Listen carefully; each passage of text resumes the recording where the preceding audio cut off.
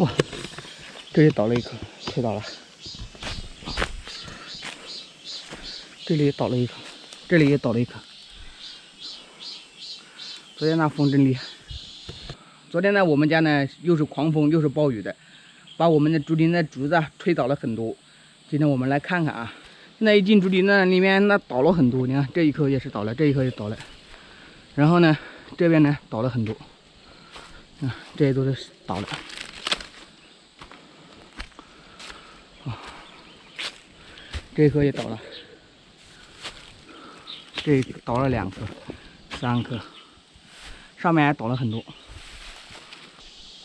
这些都是应该没用了，你看，一吹就倒了，还那个被人架住了，这个也是倒的，还危险。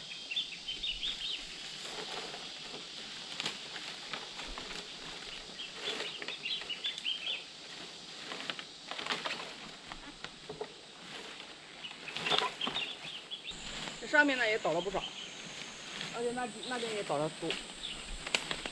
因为现在这个竹林里面都没有老竹子，全部都是今年新发的新竹子，所以说风一吹就倒。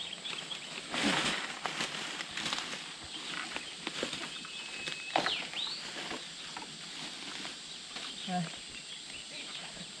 这都是今年的新竹子，都倒了。因为新竹子它的根比较浅，所以说风一吹就倒。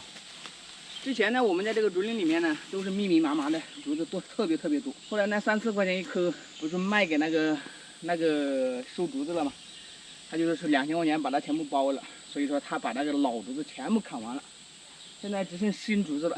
所以说，今年呢刚好又碰到这一次大风，倒了很多，不知道明年呢会不会长起来？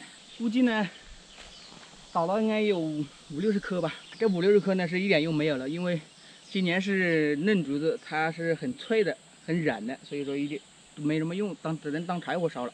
以后呢还是不能图方便，就是说一次性卖给老板，还是一颗一颗的砍吧，这样好一点，因为要留一点老竹子才能保护这个竹林。这样刚才进来都被吓着了，不知道呢要几年呢这个竹林才能恢复过来。现在外面太热，拜拜。